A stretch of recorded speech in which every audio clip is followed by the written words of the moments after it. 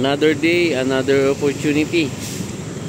Today ay BIR po ulit tayo.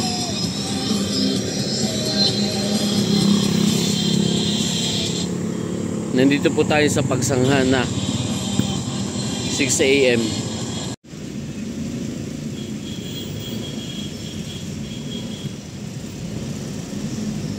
Dito po tayo sa crossing.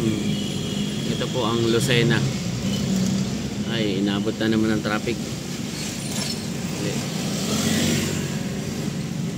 Yung diretso po nito ay Lucena, bayan.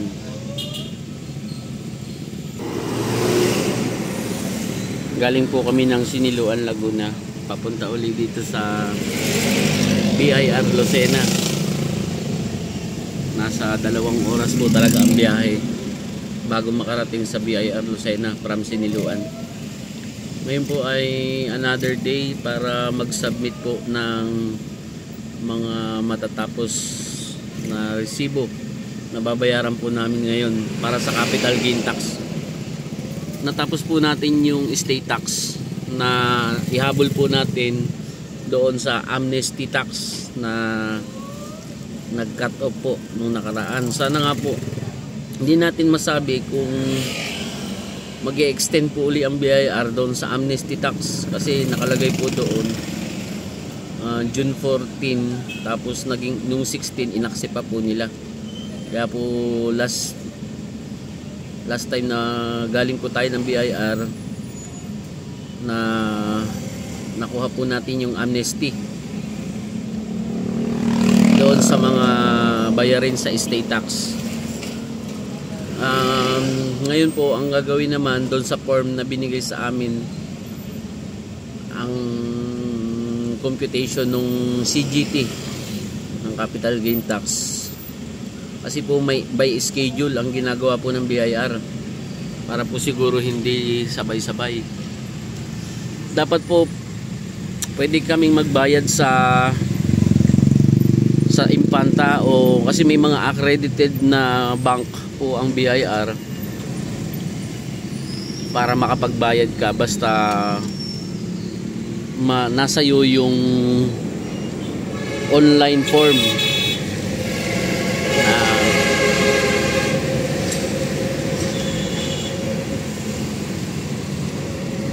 Ang naging hassle lang po dyan kasi kung sa Impanta po kami magbabayad, nung nagpa-online po kami doon para i-print yung online na kinuha namin doon sa online form ng BIR, may bayad po. Yung kailangan pag registered ka doon sa kanilang accredited na site, so magpa-monthly pa. Ganun din naman po ang magiging sistema. Kailangan din naming after naming mabayaran sa bangko yung kung sa Impanta kami magbabayad, isasubmit din po namin yung resibo. So babalik pa rin po kami dito. Kaya mas minabuti natin na dito na po kami mag-o-online para makuha yung form. At mamaya po babayad po tayo sa bangko. Ito na po yung lugar kung saan nandito na lahat ng pinaka parang centered, yung PhilHealth, Pag-ibig, BIR, terminal ng iba't ibang lugar. Ito papunta ng Bicol, yan, Impanta, marami po ito, malawak, nandito po lahat yan. Yan ang haba na po ng pila sa Pag-ibig.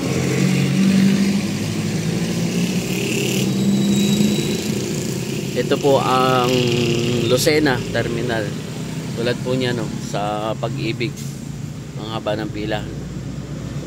Magang umaga na po ngayon pero mahaba na. Last time na nag-video po tayo, gabi po kasi yun, kaya hindi natin nakita kung anong itsura nito. Doon po sa ating mga viewers dyan sa ating channel, ito po ang lahat po ng titulo pagdating sa Quezon, lalong-lalo na yung mga binablog po natin nasa parte ng Infanta, Nakar, Real, Quezon. Ang BIR po niyan ay dito po sa Lucena. Kaya ito po ang itsura ng ating Lucena Terminal at nandito yung BIR.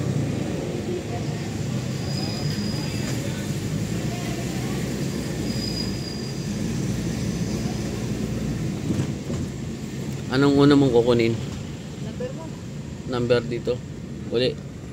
Tapos babalik tayo doon sa may Jollibee para online form. Mga ilang minuto, ilang oras kaya yun? 45 minutes ang isa. 45 minutes ang isa? Doon ang katagal.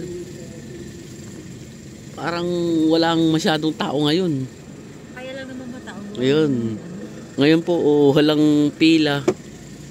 Kasi nga po nung nakaraan talaga naghabol po sila doon sa amnesty para doon sa estate tax. Kaya po talagang sobrang daming tao noon.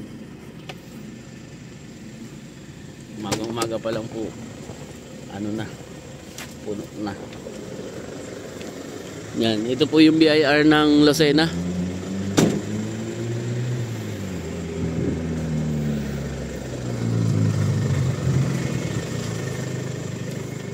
Yung isa tulog.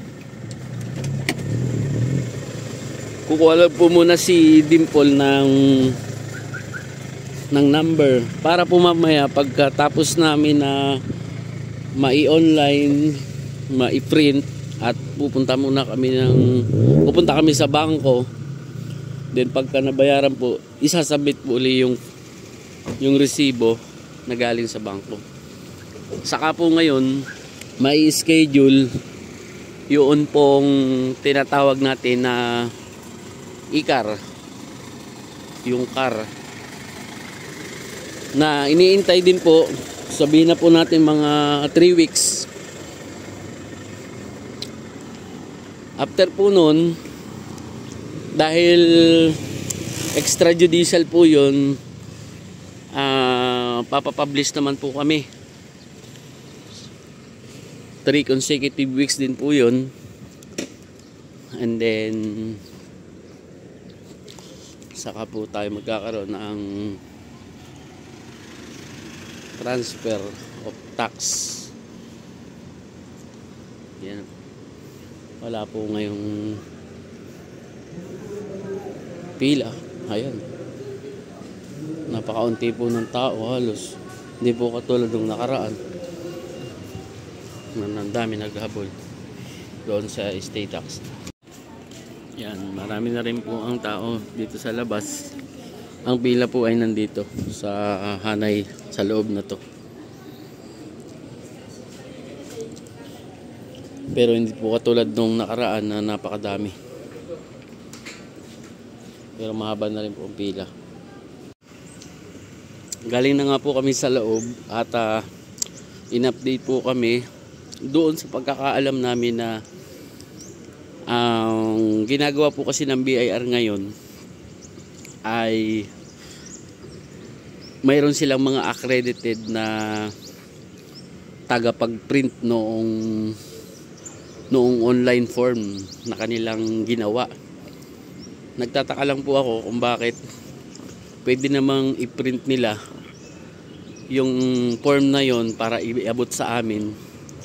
Pero dito po ang sistema, meron sila po ditong accredited na gumagawa ng form na mag-o-online para makuha namin yung printed na dadalhin namin doon sa bangko. At ang isa pa pong update, sa bawat form mayroon pong date na nakalagay kung kailan siya isasubmit dito sa BIR para doon sa napagbayaran sa bangko.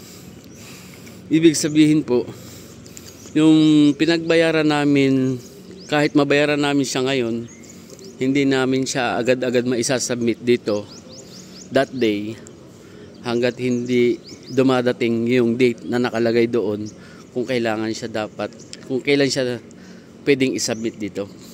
Yun, update lang po. At After po nun, masubmit natin yun, yung kabayaran po doon sa capital gain tax ng ating transaction.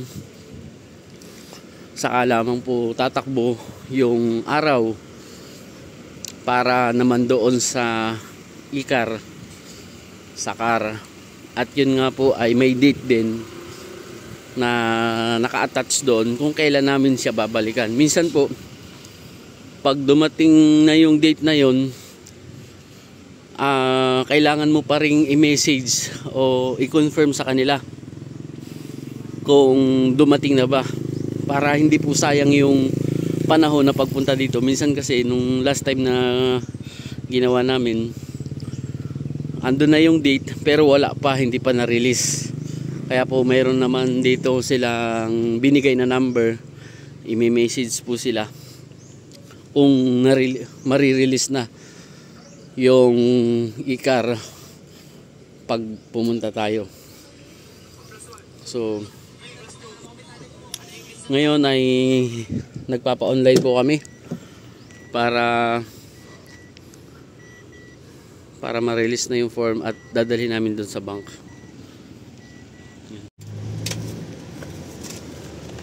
Ito na po yung mga form na galing po doon sa BIR. Ito yung sa matuping rent doon sa pinag-onlinean. Oo. Inilabas po ng BIR yung online, pero doon lang sa accredited din po nila na nag-o-online. Ngayon, pwede naman sana tong dalhin, pwede na po sana nila tong i-print doon. Bakit nga ba? Nilabas pa nila. Pero hindi po pala naman pwede na kapag nailabas mo to, na ipiprint mo na doon sa labas, ay diretso ka na sa bangko. Kasi po, dadalhin mo uli sa kanila, tatatakan po uli nila. So, ganito po kadami yung dadalhin sa bangko.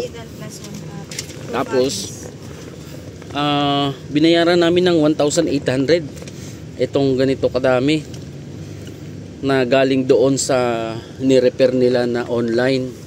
Kasi kala namin kaya namin mag-online sa Impanta Quezon at doon magbayad sa bangko. Hindi rin po pala po pwede. Dahil tatatakan pa uli muna ng BIR bago dalhin dito sa yan po yan po yung babayaran sa Land Bank ng Lucena. Isa po yan sa bangko ng BIR. Dito po tayo sa Lucena City.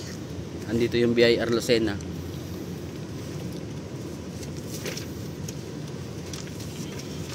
Yan, pwede naman nilang i-print na ito doon. Pero bakit nilabas pa nila tapos ibabalik din uli? Tapos pagka nabayaran po ito dito sa Land Bank, hindi rin po agad isasubmit sa kanila kasi naglagay po sila ng date kung kailan mo dapat dalhin ito sa BIR uli. Yun lang po. Ngayon po, magbabayad po tayo ng CGT dito sa Land Bank. Ito yung kay Sir Renato Amiras. Itong isa kay Ma'am Bernadette Miras Suspina. Ayan, Orozco Milena kay Sir Peter. Ito yung kay Sir Peter. Ito naman yung kay Sir Nato. Dahil po ito sa General Nakar Impanta, General Nakar Quezon.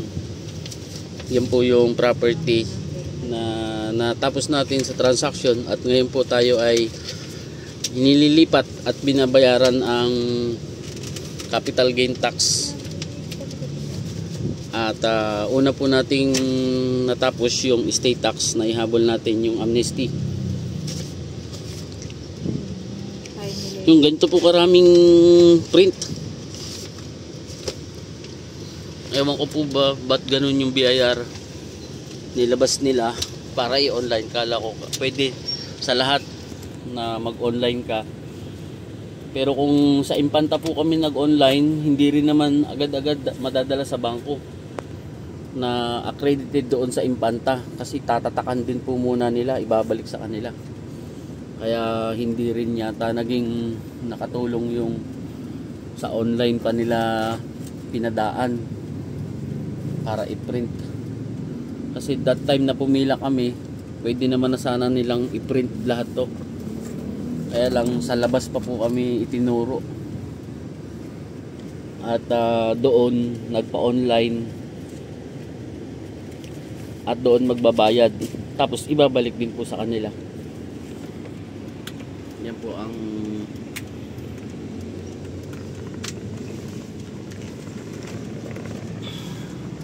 medyo mabusisi po ang pag-transfer ngayon dito sa BIR.